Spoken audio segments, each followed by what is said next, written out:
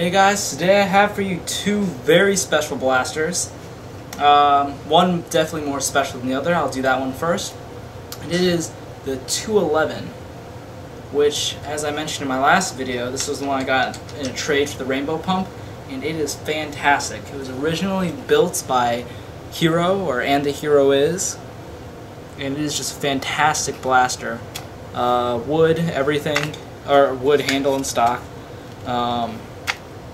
And I replaced the seal up here. It originally had two, like a washer sandwich type thing with two washers, but now has 2 1/4 inch washer that acts more like a skirt, which has much less friction and still creates a perfect seal.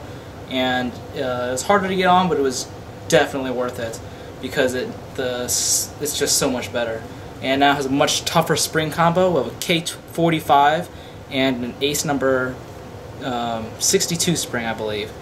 And it has twice the power of its last spring combo and is ridiculous to pull back. Maybe easier for some of you because I'm not very strong or anything, but I still do need to replace the catch spring because it's not strong enough to really hold this back well. Anyhow, it's just amazing blaster. The only critique I really have is, I have two actually, longer screws, because some of the screws don't really hold in these nylon supports well, and actually the blaster, if you can kind of see, is wobbling here, which makes it unsteady. And the other thing is that the wood back here, these screws were screwed in really close to the edge of the wood, and the wood actually split. If you can see in the back on this side, that the wood actually splits where the screw goes in. And I will be replacing that, the whole handle, with just better cut pieces of wood, and of course the catch spring. And here's just a quick firing video of this before I move on to the other blaster.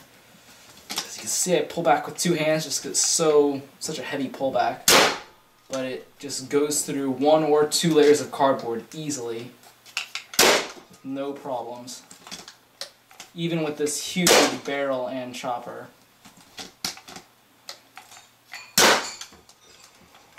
I've been demolishing this piece of cardboard all day. I need to get a new piece. I'm trying to make new holes here.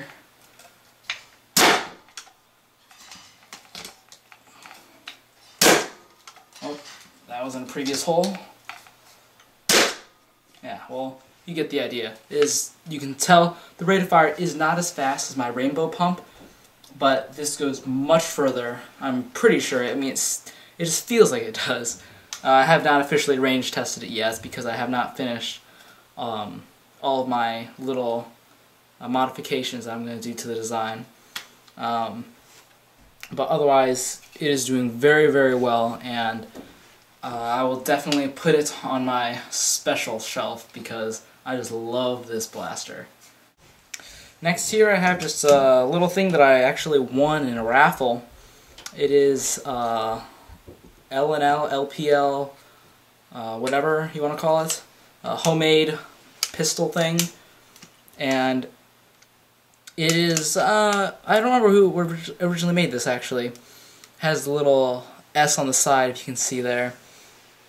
If you know, you can tell me, but it's pretty nice. It was definitely rough getting it, and it's still rough now, as you can tell.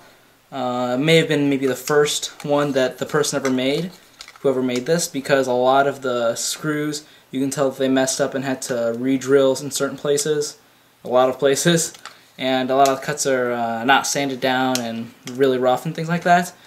I had to replace the plunder rod because it was made out of PVC, which is just very weak. I replaced it with Delrin, but the Delrin I replaced it with, I cut too short, and so that's why there's this little stub on the end to accommodate the screw.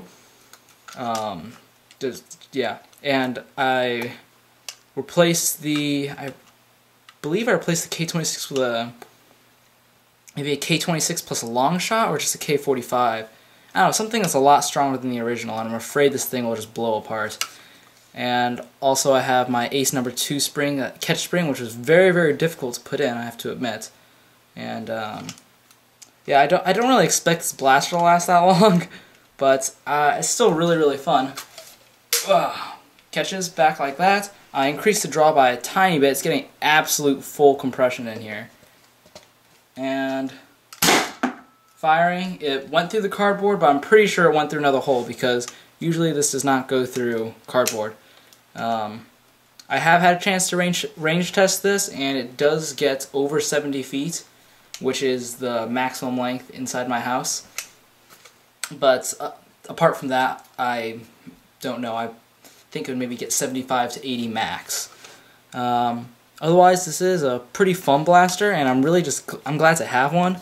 And I'm going to be getting another one of these with aluminum side plates from Ace Nerfer sometime in the future. He's pretty busy right now, and I'm alright with that. I'm patient. I'm just happy that I'm going to be getting one later on to add to my collection. Anyway, thanks for watching.